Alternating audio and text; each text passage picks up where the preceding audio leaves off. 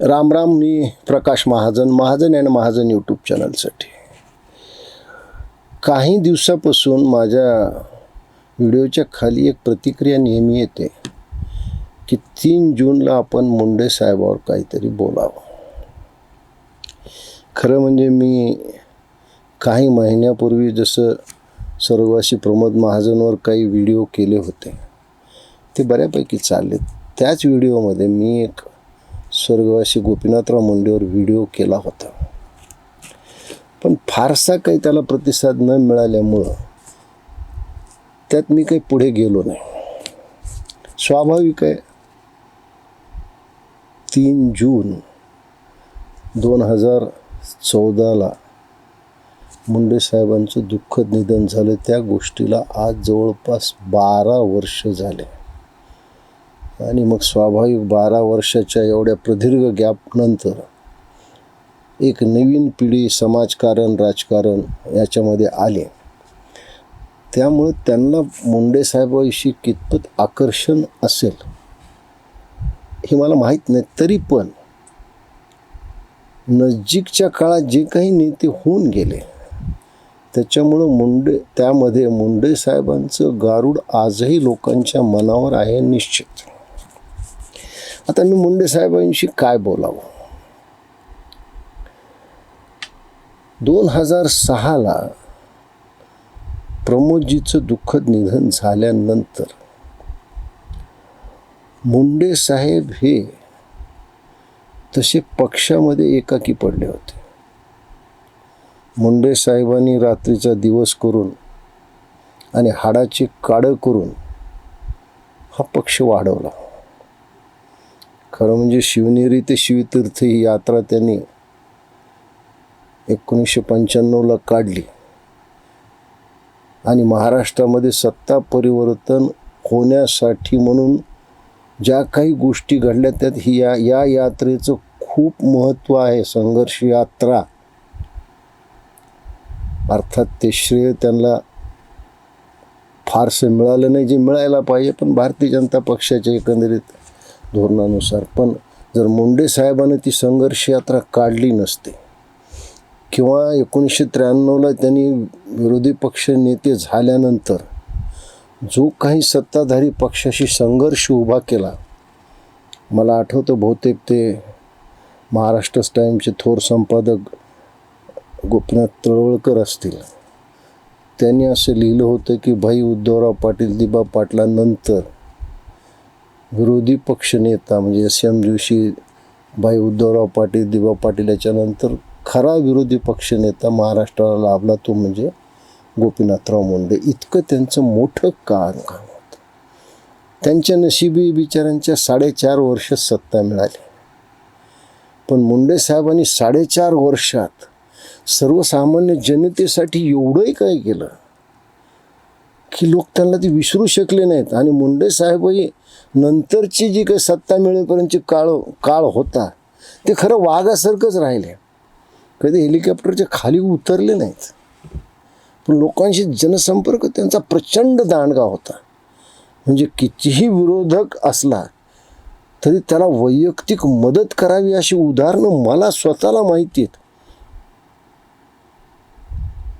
म्हणजे स्वर्गवासी विमल मुंदडा त्यांच्यापासून म्हणजे भारतीय जनता पक्षाने दूर गेल्यावर सुद्धा विमलताई मुंदडांच्या शेवटच्या काळात गोपीनाथरावांनी खूप मोठं सहकार्य केलं, पण ते काही त्यांनी बोलून दाखवलं नाही.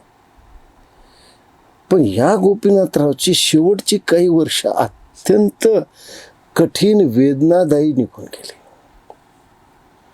घरात एक संघर्ष उभा राहिला म्हणजे माणूस उंबऱ्याच्या बाहेर संघर्ष कुणाच्या जोरावर करू शकतो, तो उंबऱ्याच्या आतील लोक त्याच्या पाठीशी उभा राहतात. ज्यावेळेस पाठीमागूनच वार व्हायला सुरुवात होती त्यावेळेस गोपीनाथराव अत्यंत घायाळ झाले, अस्वस्थ झाले, पण त्याने आपला संघर्ष सोडला नाही. आता मला माझ्या व्हिडिओच्या खाली लोक प्रतिक्रिया देतात की तुम्ही पवार साहेबावरच बोलत राहता, पवार साहेबावरच बोलत राहता. अरे 2004 साली या पवार साहेबांनी जे काही बीडमध्ये भाषण केलं, जे महाजन परिवाराचा आणि मुंडे परिवाराचा ज्या पद्धतीनं उल्लेख केला तो ऐकल्यावर आजही आमची तळपायाची आग मस्तकाला जाते. केवळ गोपीनाथराव मुंडेच असे होते एकमेव विरोधी पक्ष नेते जे सत्ताधाऱ्याला शरद पवारला कधी मॅनेज झाले नाहीत. विलासरावची त्यांची मैत्री होती पण ते मॅनेज कधी झाले नाहीत. हीच खरी पोटदुखी होती. मग काय केलं? गोपीनाथरावला आवरलं तरच भारतीय जनता पक्षाला आपण आवरू शकतो या धारणे होतो. गोपीनाथरावचं घरच या शरद पवारनी फोडलं. मला सांगा अशी काय लायकी होती ज्याला फोडून तुम्ही आपल्या पक्षात घेतलं? पक्षातील अनेक ज्येष्ठ नेत्यांना डावून विरोधी पक्ष नेते केलं ते केवळ गोपीनाथरावला त्रास देण्यासाठीच केलं, दुसरं कशासाठी नाही. पक्षात सुद्धा गोपीनाथरावच्या संमतीविना काही गोष्टी घडत होत्या. खूप अस्वस्थ होते. या काळात मी त्यांच्या खूप जवळ होतो. किंबहुना अशी परिस्थिती होती की पक्षातून त्यांची कुणी बाजू मांडत नव्हतं, तर मी तर त्यावेळेस कुठल्या पक्षात नव्हतं. मी गोपीनाथरावची बाजू मीडियासमोर मांडण्याचं काम केलं हे मोठ्या अभिमानाने मी सांगतो. मला माहिती की लग्न कार्यात सुद्धा गोपीनाथराव का रडत होते. आणि त्यापेक्षाही दुर्दैवी असं आहे की 2014ला गोपीनाथरावने हे सगळं जुळवून आणलं आणि महाराष्ट्रामध्ये भारतीय जनता पक्ष शिवसेनेला एक घवघवीत यश मिळालं. 48 पैकी माझ्या माहितीप्रमाणे 42 जागा मिळाल्या. पण ज्यावेळेस मंत्री करण्याचा केंद्रात ज्यावेळेस विषय आला त्यावेळेस गोपीनाथरावला खूप दुर्लक्ष करण्यात आलं.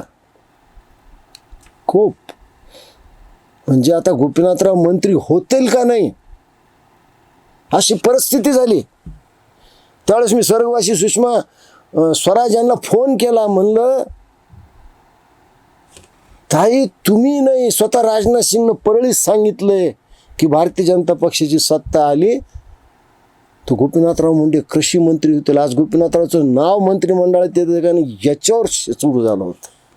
आणि त्याहूनही असे आहेत की काही चमचे पत्रकार होते, मी त्या वर्तमानपत्राचं नाव घेणार नाही, त्या पत्रकाचं नाव घेणार नाही, पण त्यांनी एक बातमी त्या दिवशी काय छापून आणली की महाराष्ट्रातला एक वजनदार मंत्री त्यावेळेस होणाऱ्या पंतप्रधानाला भेटायला गेला आणि त्या वजनदार मंत्र्याच्या बायकोनं माननीय मोदीसमोर पदर पसरून सांगितलं की आम्हाला मंत्री केलं नाही तरी चालेल पण गोपीनाथरावला मंत्री करा. अहो तुम्हाला मंत्री केलं म्हणतं पंतप्रधानांना भेटीला बोलावलं होतं. काय गोपीनाथरावनं सहन नाही केलं? काय नाही सहन केलं? एवढं सगळं सहन केलं पण ज्यावेळेस चांगले दिवस आले, शपथविधी त्यांचा झाला. मला आठवतं की बहुतेक 31 मेची तारीख असेल ती. छत्रपती संभाजीनगरच्या विमानतळावर मुंडे साहेबांच्या स्वागताला प्रचंड गर्दी जमली होती. त्यावेळेसचे भारतीय जनता पक्षाचे प्रदेशाध्यक्ष आणि आत्ताचे मुख्यमंत्री मान्य देवेंद्रजी सुद्धा तिथं उपस्थित होते. बघा राजकारणातली काही लोकांनी, पक्षातल्या लोकांनी काही पेरलेल्या मीडियाच्या एका प्रतिनिधीने त्यांना हा प्रश्न विचारला की लोक असं म्हणतात की केंद्रात नरेंद्र आणि राज्यात देवेंद्र. मला सांगा ज्या माणसानं आयुष्यभर कष्ट ज्या गोष्टीसाठी केले त्याला तुम्ही हा प्रश्न विचारला, ते गोपीनाथरावच होते. त्यांनी हसून उत्तर दिलं की केंद्रात नरेंद्र आणि राज्यात देवेंद्र घोषणा म्हणून चांगली आहे. त्यांना लोकांनी विचारलं की उद्धव ठाकरे मुख्यमंत्री होतील, ते म्हणले झालं तर हरकत नाही, ते महायुतीचे मुख्यमंत्री होतील. म्हणजे काय गोपीनाथरावची सर्व बाजूने कोंडी करण्याचा प्रयत्न केला आणि दुर्दैवानं यात त्यांचं निधन झालं आणि आयुष्यभर केलेला संघर्ष तिथं थांबला. मला सांगा गोपीनाथरावच्या निधनानंतर लोकांना गोपीनाथरावचं महत्त्व कळालं. आज गोपीनाथरावच्या उंचीचा, गोपीनाथरावच्या उमदेपणा जो आहे त्यासारखा सर्व लोकांना आपला वाटेल असा भारतीय जनता पक्षाजवळ किमान महाराष्ट्रात एकही नेता नाही हे मी फार खात्रीपूर्वक ठामपूर्वक सांगू शकतो, हे मात्र तेवढंच खरं आहे.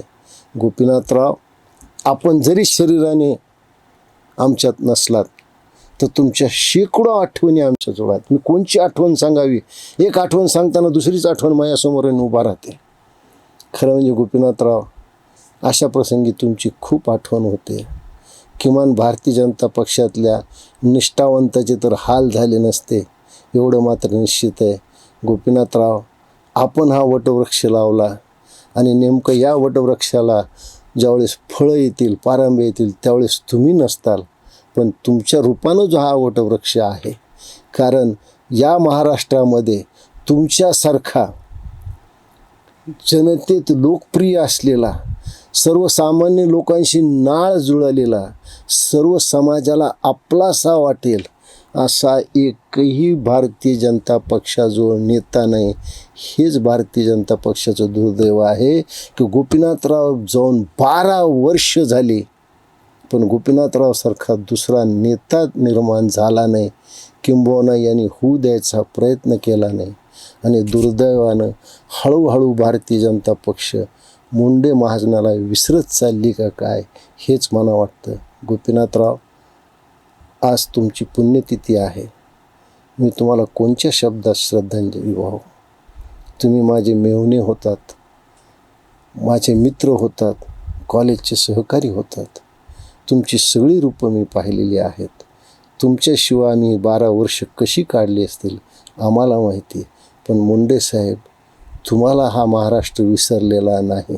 आज जो महाराष्ट्रात सगळा संघर्ष चालू आहे, हा एकमेव नेता असा होता ज्याने लोकसभेत उभा राहून हे सांगितले की ओबीसीची स्वतंत्र जनगणना करा.